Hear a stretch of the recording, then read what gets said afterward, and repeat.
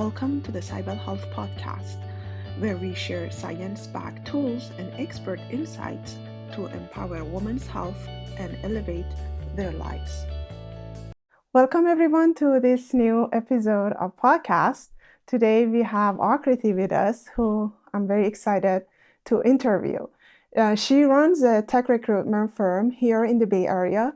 She works with the startups and small-sized companies on East Coast and West Coast to help them find talent and their current or future business needs. She was a psychologist for almost a decade before she moved to the recruitment. And now she uses psychology approach and her experience in the psychology to build a strong foundation in the recruitment and help women and all of engineers here in the Bay Area in the recruitment process, and use that approach to talk to hiring managers and to vet for their future candidates. So this is going to be a very exciting topic. Welcome, Aakriti, to the show. Thank you. Thanks for having me. Sure. So I would like to start with a little bit of background about your childhood and how did you end up studying psychology, and then from there, moving Sure. here to America. Yeah, it's been a long journey. I feel old when I think about it because I think I've been through so many experiences. And growing up, I think I was always curious about people in general, why they behave the way they behave, how two people can be in the same situation and still think about it differently. And I think that's what got me interested in the field of psychology. And I started studying. I did my undergrad in psychology. I did my postgrad in counseling psychology, and then I had the opportunity to work with different populations. I worked in a rehab center. I worked in a clinical hospital. I also worked in family court with couples and families, and then I ended up working in schools with children who might be going through some emotional or behavioral concerns. And a lot of it also involved talking to their parents, and a part of it uh, was about counseling the family, the parents, what they are going through, because that's obviously going to impact how the child is being raised at home. And at a deeper level, also trying to understand school policy and how we can make small changes in the school setting, in the educational setting, to have a greater impact on students. So that was my journey in India. And then I fell in love with a guy who was living in US, from India originally. So I ended up moving to the US.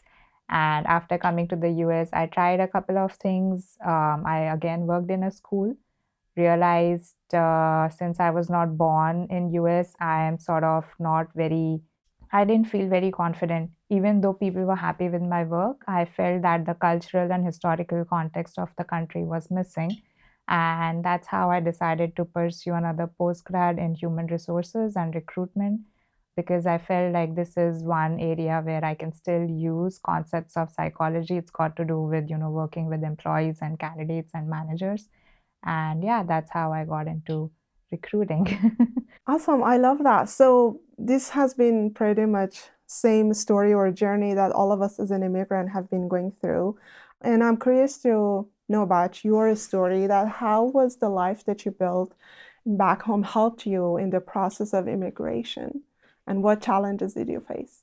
Yeah, that's a great question. I think being raised in India, India has this historical narrative of being colonialized by the British, right?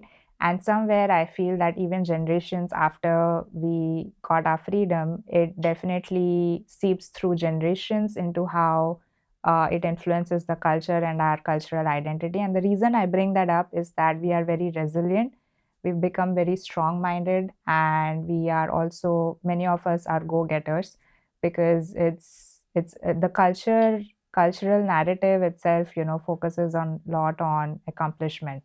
So if you go to India, most of us know what we are going to do in life, right?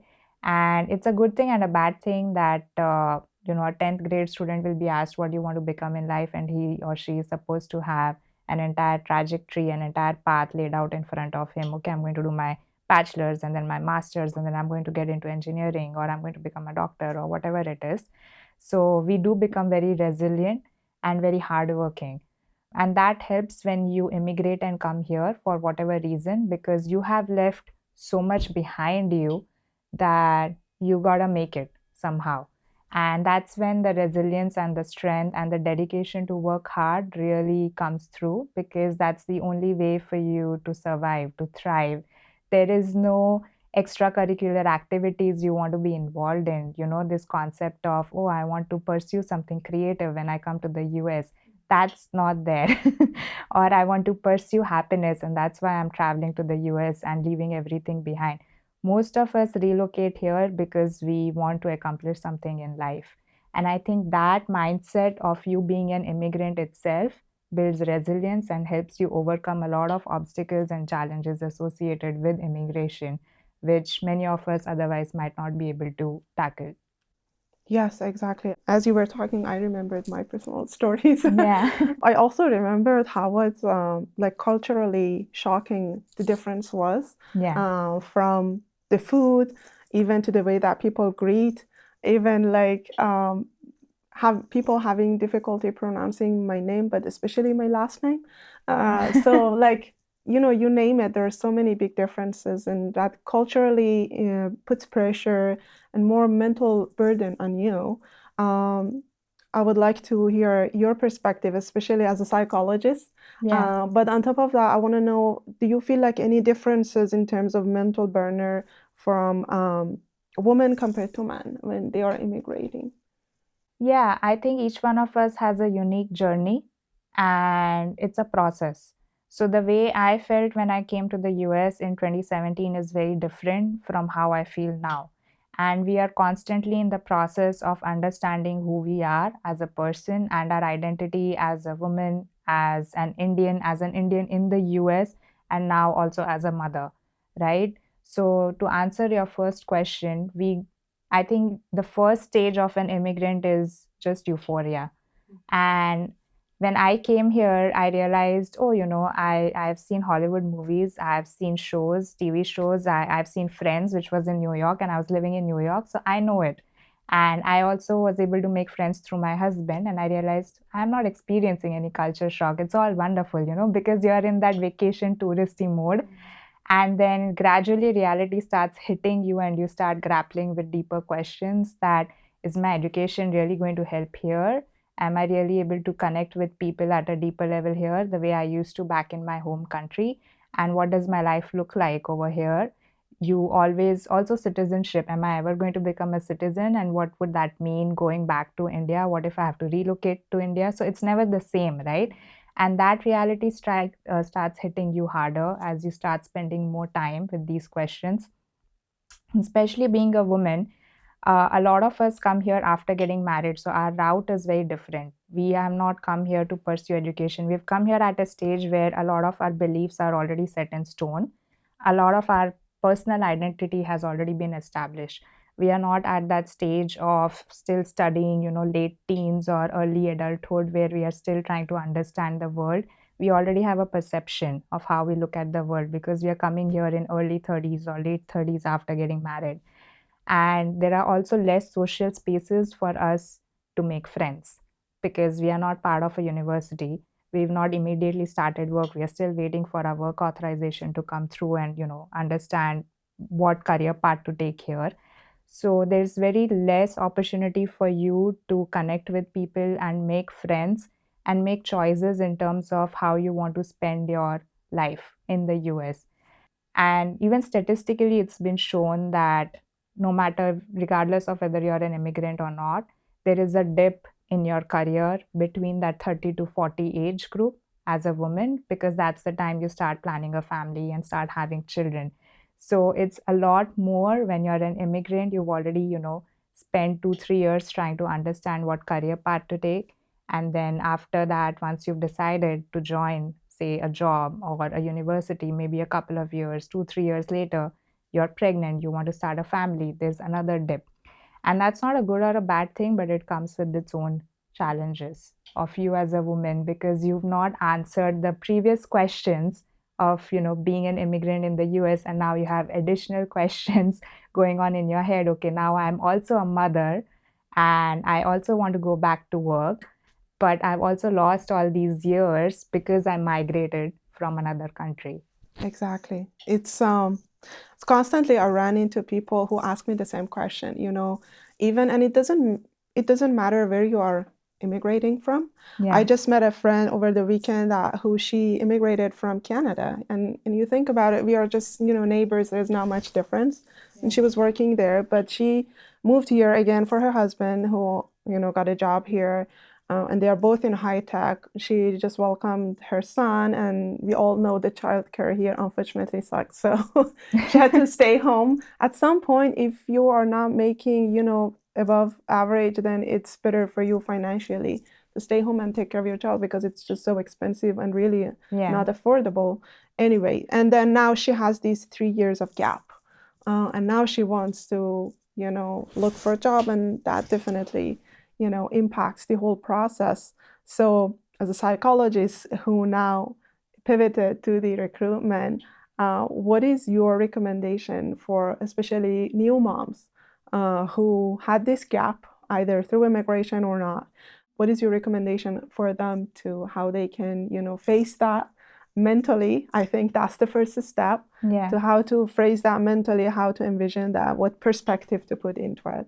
And then second, how they can show that in your resume or talk about it with the recruiters or managers. Yeah. So answering your first question, going back to work itself is a huge, huge transition that should be taken seriously both by employers and by people choosing to go back to work. Having realistic expectations is the key.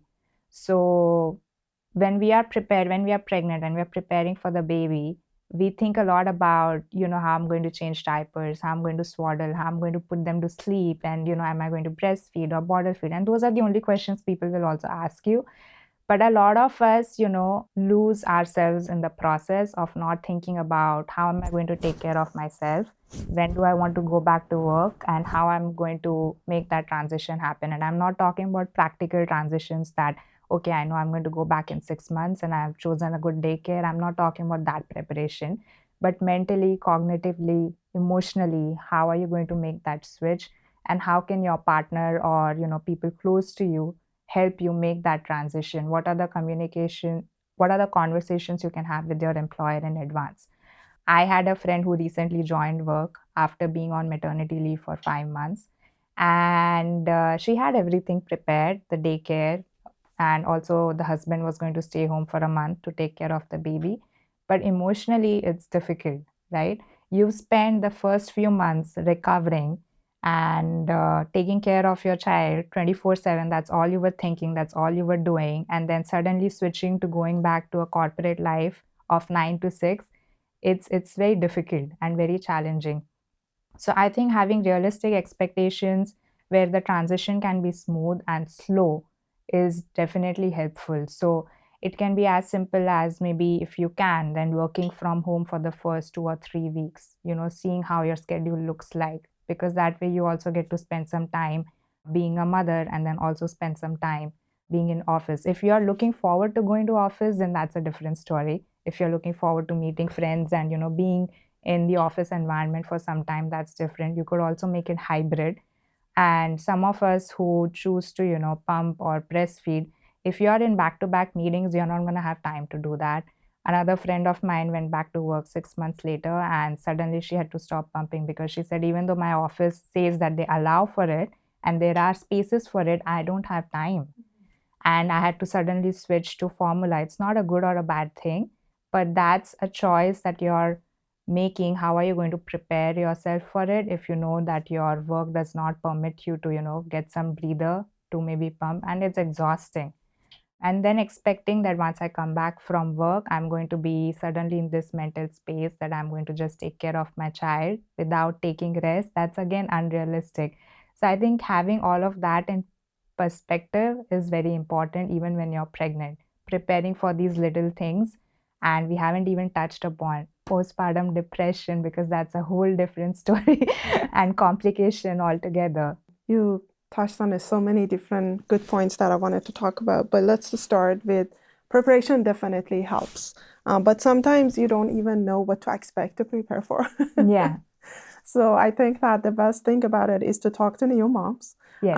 and try to find your tribe who share the same experience and share the same struggles, and just know that what you are up to. The second thing was that my employee Apple allowed us to work part-time, like 20 hours per week, Yeah. which was really good for the first.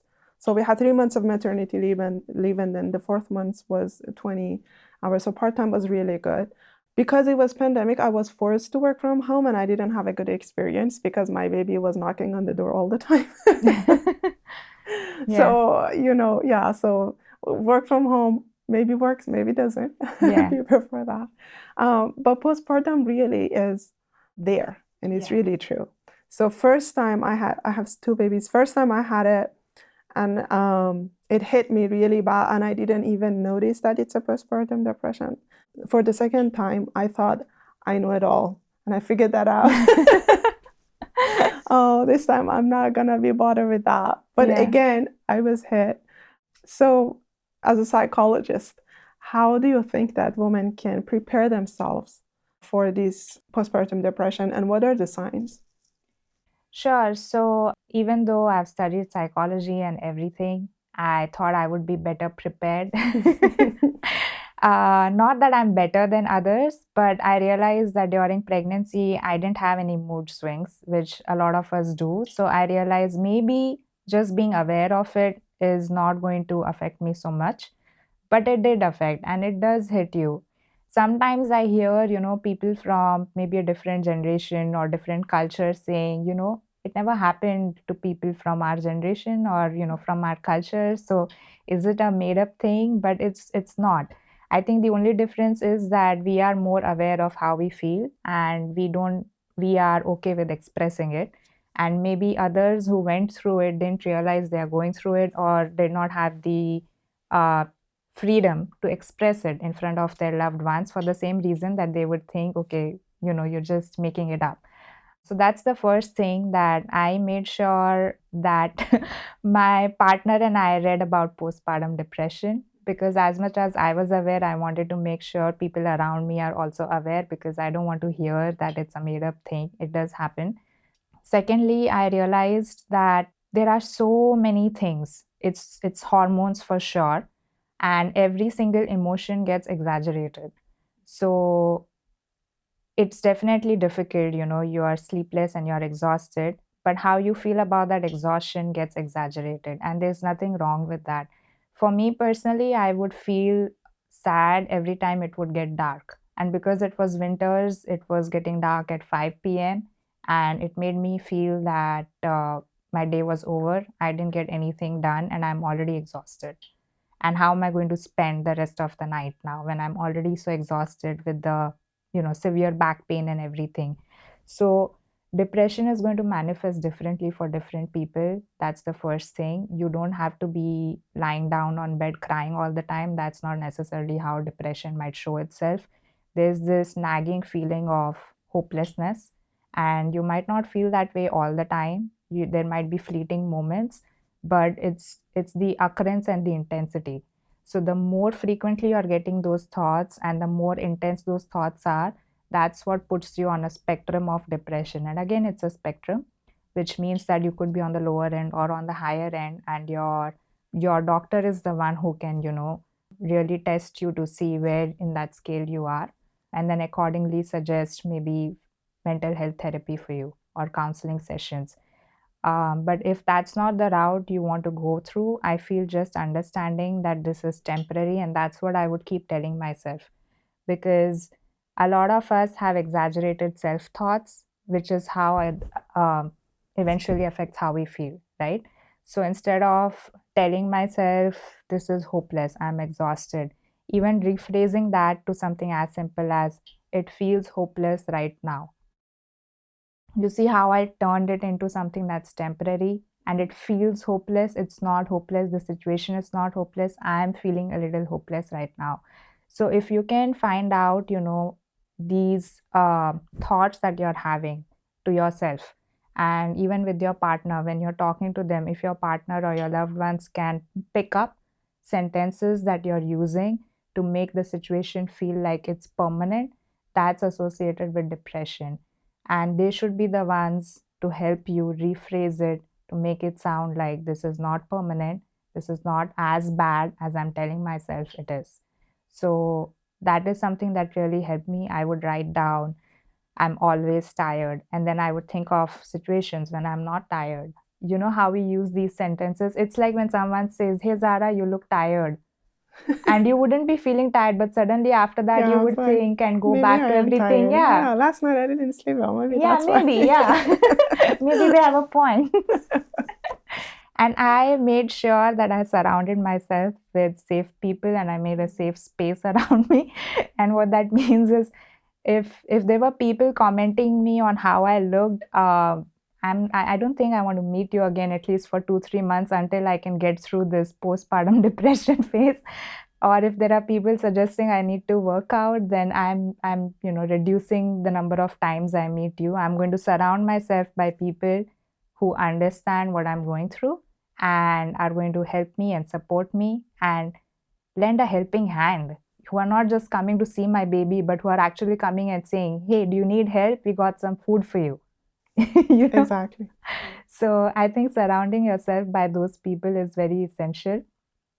And I would highly recommend talking to, like you said, other new mom friends, because sometimes I would message other friends. I had luckily, a group of friends who got pregnant at the same time as me. So now our babies are at the same age. And they would say, "Hey, yeah, I also feel low in the evenings and I started going out for a walk. Hey, I started reading a book. Hey, I started listening to music." So that's important. The last thing I would like to suggest is that it's not okay to feel sad all the time, but you don't have to feel happy all the time either. And it's okay to give yourself some space and some time to feel sad. It's okay, really. As long as you're not feeling sad 24/7, and for your family to understand she's feeling sad and she'll be okay in some time, just give her some space. That should be okay. And that's what I told myself. It's okay to be sad. I love that. Yeah. I love that. And one point that my therapist recommended me, and it really shifted, suddenly it shifted everything, was that it's okay to feel sad. We have all these emotions. The movie Inside Out, Yeah. pictured that very beautifully. We can feel frustrated, we can feel angry, we can feel sad, or we can feel happy, and that's all valid emotions, and that's okay to have it. But being very mindful about those emotions, really good. So she said that it's okay to feel sad. Tell yourself, right now I'm sad, but this one will pass out. And when you are happy, also call out to yourself that this is a happy moment. I'm enjoying that. So then you are programming your brain that some episodes are sad, some episodes are happy, some episodes, are frustrating, but some episodes are excited. So all of these moments are part of our life. I really love that. Right. And the journaling also helped me a lot, to just writing down and talking about I it. did everything possible to tackle it. I drew Venn diagrams because I read somewhere it helps. And it actually had Venn diagrams that would tell me how much part of my life is what. So I'm not just a mother. I'm a wife, a mother, a professional.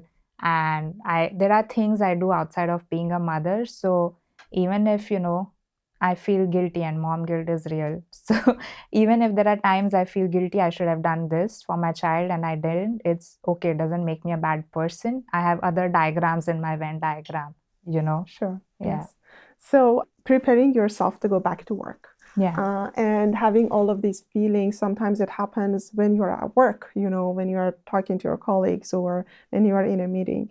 What is your suggestion on preparing new moms for getting themselves ready to go into those professional, very serious meetings? And what if you had a breakdown, at work? Or should I talk about these things at work? Is it professional? Is it not? When they ask me, how was your day? Or how did you sleep last night? I was like, you idiot. I have a 3 months old. What do you expect? But I was like, take a deep breath. This is a professional work. What is your suggestion? I mean, we are human beings, right? And sometimes our work spills over our personal life. It's the same thing. Sometimes our personal life is going to spill over our work. And if you can have a couple of friends or even that one confidant in your workplace who you can, quickly message on Teams or even talk to for 2 or 3 minutes, that's super helpful. I don't know how true this research is, but I would love to believe it, where it says that you just need 6 minutes in your day to talk to a friend to feel like you are okay. I absolutely trust that. Yeah. Yes. And I want to believe it because I think in my case, at least, it's true. No matter what I'm going through in life, if I have a quick call with someone who really understands and is going to be empathetic, not brush it off by saying, hey, you should do this to feel happy. Well, if I knew about it, I would have done it, you know? So, somebody who's empathetic, if you have that minor conversation with them, it's okay. And also giving yourself some leeway and cutting yourself some slack that you cannot suddenly get into a professional mind zone after being with your baby for 6 months. It's not possible. So being prepared for that is definitely helpful. Nice. Yes. Yeah. Yeah, I totally agree with like that 6 minute thing. I was also lucky because one of our admins, she was also pregnant. We had babies around the same time. So we kind of had shared struggles that we would talk about it during Yeah. coffee breaks or lunchtime. I also had another friend who she was always accessible. I could call, and that 6 minutes really was all I needed. So I It's a truly game trust that. changer. Yeah, it is just 5 minutes, like Yeah. venting. It's really what it does. It helps you to vent all of those angry emotions or frustrations. And then it helped a lot. Walking outside helped a lot too, drinking water. So Taking a really those break. taking a break, like those healthy lifestyles. And for those women who want to start interviewing, For how the do you job. for a job? Yes. So they had a longer A break gap. perhaps, and now kids are more independent. They are ready to go to work. What is your recommendation on how to phrase it in the resume? Yeah. And when the recruiter or hiring manager asks about it, how to frame it? Sure. So one thing I always suggest candidates is not to put the word break in their resume, because even if someone didn't notice, it automatically brings their attention to it. Of course, when you put the years, right, that okay, 2018 to 2022 I was over here, and then 2022 right to 2025 you took a break, but you don't need to mention the break. For the next employer, you can just put 2022 or 2023 to whatever duration you worked for. And typically, the hiring process is such that initially it's a very basic screening call when the recruiter calls you and will ask you, hey, can you go through your experience or your skills with me? That is the opportunity you should take to let them know that, I took 2 years off because I had a baby. And then once that baby was old enough or I felt like I could go back to work, that's when I, got another job. So you should definitely mention that in the initial screening call without waiting for the recruiter to ask you, hey, why is there a gap that I see in your resume? But you don't need to put it in your resume for sure. Also, when you're interviewing and if you've already had a 2 or 3 year gap, it's important to see whether those skills still apply in the job market, especially, in California. I see that the skills and the tech market is always constantly so dynamic and changing. Even within AI, there's always new techniques and new tools that come up. So are you updated with that? Because it might it might add to your depression if you're, applying constantly for the exact same role you had 3 years ago and you're not getting a call back because your resume still looks old.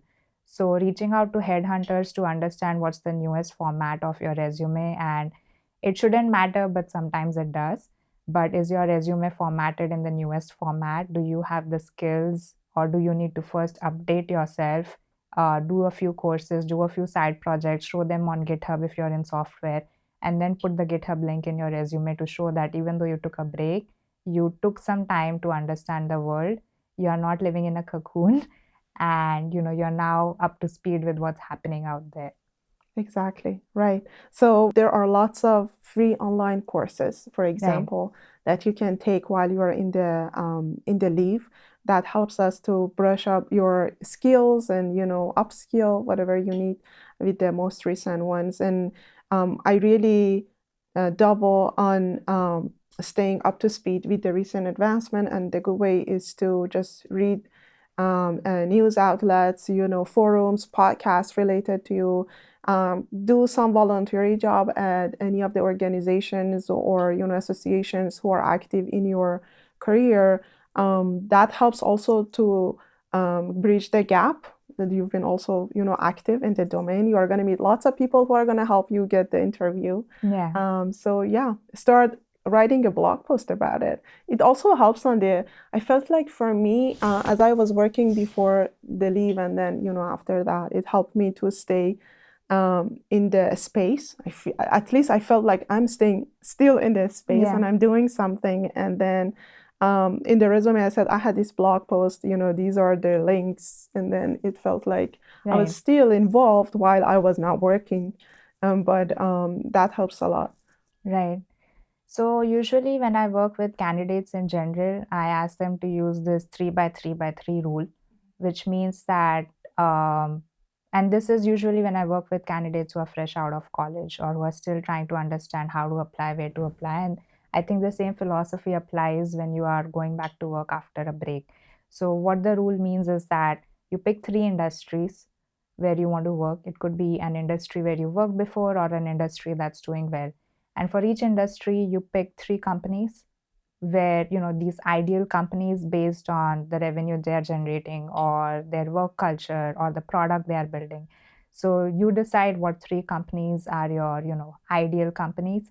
And then for each of those 3 companies, you pick 3 people to connect with. And you do that on a daily basis.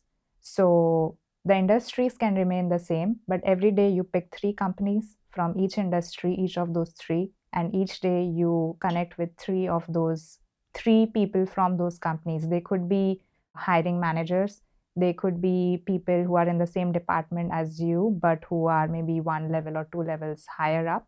These could be recruiters. And slowly you're building your professional network by just sending in 9 to 10 connections every day on LinkedIn. And you don't have to be in the job market to do that. You could be looking for a job a year later, but you've already built connections with people who are in the same domain as you. And later on, when you do see an opportunity on LinkedIn, you're already connected with them. So you're not sending them a connection request at that time. You can just message them, letting them know, hey, we connected 2 months ago and I saw this position and I was wondering if I could talk to you about it. And then it feels more authentic, that you're not reaching out just when the job was posted. You were interested in building your network first. I love that. That's very smart. Yeah. I wish I knew that.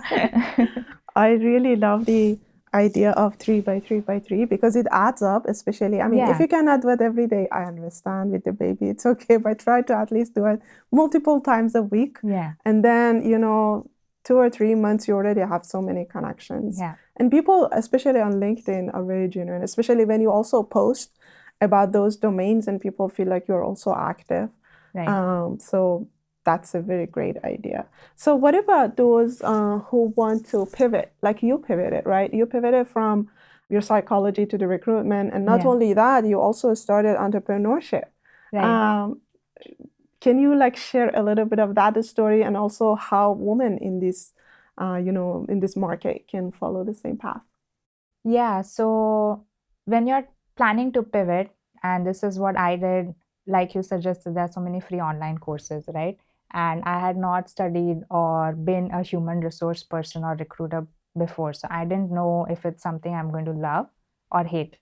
So I took up LinkedIn. Has this LinkedIn Premium is free for 1 month.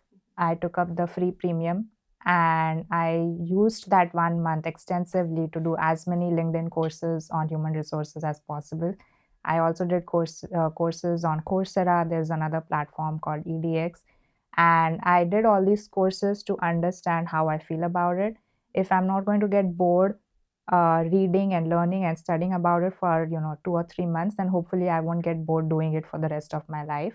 And that's when I decided to do a master's in human resources. I chose a university that was offering the shortest duration possible, which was 1 year, because I felt I have already spent so many years, studying, and I'm going to, keep learning and studying even as I work. But right now, I just want like a stamp on my resume, because in the US, a lot of times your education from another country is not recognized. I went through the whole process of translating my credits and everything. And no matter how good you are in your home country, it doesn't matter over here. I felt I was so special because I was, topper. I did my undergrad from the best psychology university. I did my postgrad from the best, coveted university in India. But none of that mattered when I came to the US. So definitely it helps if you can pursue some kind of education in the field that you're planning to pursue. And secondly, even to prepare for that, because it's a huge investment, it helps if you can do some courses. If you're already in software, then that's easier, I would say, to upskill yourself, because sometimes having a professional certificate, say in data analysis, if you already have an undergrad or postgrad from another country, just having a certificate program over here, even in project management, can be helpful. You don't have to go through the entire, degree altogether. And I forgot what was the second question. Entrepreneurship. Entrepreneurship. Yeah. So I worked as a recruiter for a few years, realized corporate life is not for me. I'm not cut out for corporate politics. And I feel, regardless of what company you join, there's going to be some corporate politics involved. That was also the year we moved from Connecticut to California. I was really liking the tech culture here. It was very new, very exciting, very different from what I experienced on the East Coast. And I realized I wanted to jump into entrepreneurship. I realized I have some personal characteristics of being an entrepreneur. For example, I like to take ownership of my work, or I would like to think that I'm a hard worker. I have strong work ethics. I don't need someone managing me to make sure I get the work done. I'm not someone who requires hand holding. I like to creatively solve problems on my own as if this is my work. So that's how I decided to start my own company. And yeah, 3 weeks after I started my recruiting company, I realized I'm pregnant. So I think it was the most beautiful journey of my life, where I was managing two babies at the same time. A lot of us don't get this joke, especially men. But Definitely not. Yeah. I was managing, a very nascent business in California, where, thousands and thousands of recruiting companies try to target startups in California because it's the most sought after market. So I was competing against them as a pregnant woman. I remember I would drive down 45 minutes with a huge belly to meet with the startup founder, which they did not expect, because obviously on video calls, I'm not going to share that with them. And then they would feel, a little empathy and also a little appreciation that we would have come down. You didn't have to drive down. But I realized it's my work, it's my passion, something I've decided to do. And it doesn't matter what stage of life I'm in, I'm just going to dive head in. Nice. I love that. Yeah. Yes.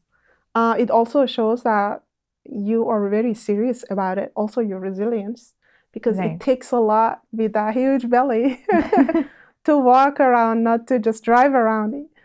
Too. I really appreciate that.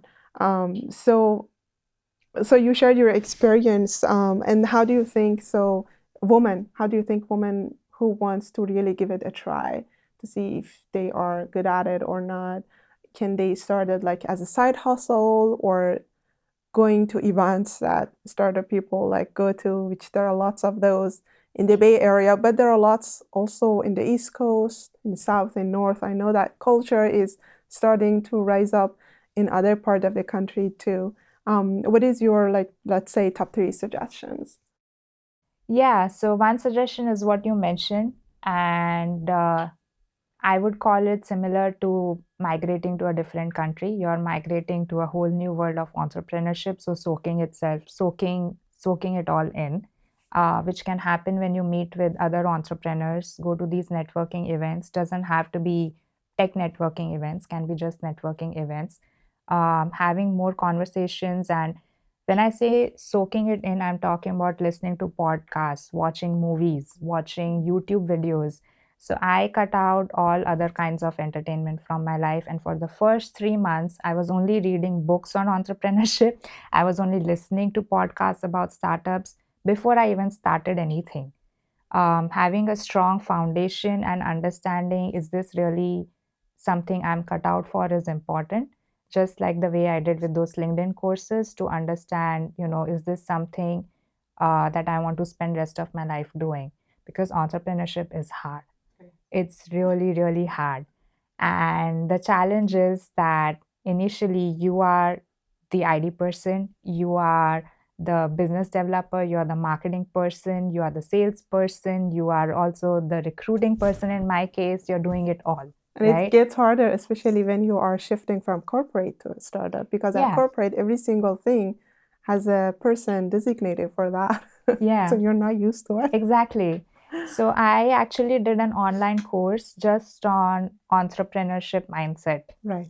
Getting into that mindset, which is There going are to lots be of online courses, yes. exactly, which is very different from when you do a job. When you do a job 9 to 6, your mind in most cases will shut off after that 6. I'll handle this problem tomorrow. When you're an entrepreneur, it's nonstop. And it's a myth to think that you became an entrepreneur so you could be your own boss. You are not your own boss.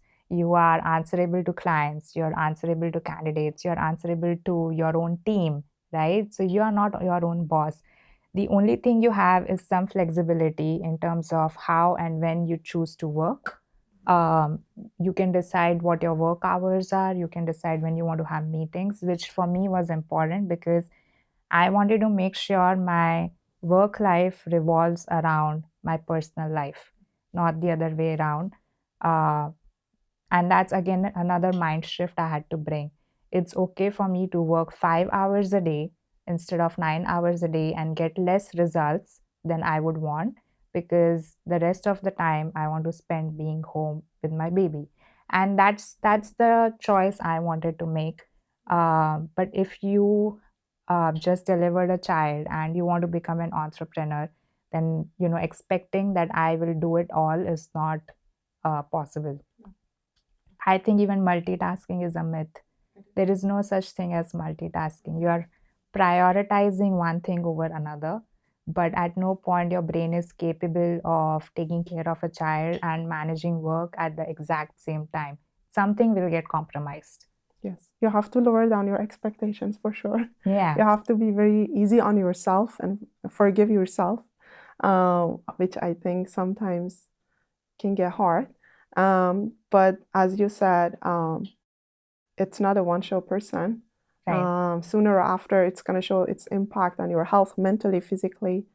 So definitely a lot of planning, and it can change and evolve too as you are progressing in your, journey. At the beginning, you might see that you're not delivering the result at the speed that you like, but eventually you will get there. So just patience, a lot of patience. A lot of patience. I think my next suggestion would be to get a business coach or a mentor. I wish I had done it sooner rather than later. I did it a year after starting my business. And I realized not all of us have done, done any education in business management or finance or anything like that. So to even understand how much budget to allocate for what, I I felt it was a huge relief to me having someone to guide me, because in the corporate world you do have someone who helps you do that. If you have a good manager, they can guide you. But it feels isolating when you're an entrepreneur. You don't have anyone to talk to. You don't have a co-founder. You don't have someone whose thoughts align with yours. And yeah, the last thing is to delegate as early as possible. Again, something I learned from my experience. You cannot do it all. So start developing a team. If you're serious about it, then you need to start having a team as soon as possible, so you can take care of the most important core work, and all the other things that can be done by others have to be done by others. Exactly. Thank you so much. It was really an interesting discussion. I learned a lot from you, and I hope our audience also learned a lot. If you have any questions, follow-up sessions, we probably will have, comment down below. We will get you respond, and we probably have another show recorded around that topics. Subscribe to our channel or follow us if you want to learn more. And thank you again. If you have any final words with our audience. Thank you so much for having me. Definitely. And my heart goes out to everyone who's pregnant or expecting a baby, having gone through this journey myself, a very good luck to all of you. And yeah, just be graceful and kind to yourself. I think that's the most important. Definitely. Thank you so much for listening or watching us. I hope you learned something new. If you like that, please share that with your fellow women, colleagues, or friends who you think that they can also benefit from this. I hope to see you soon. And until next time, take care of yourself.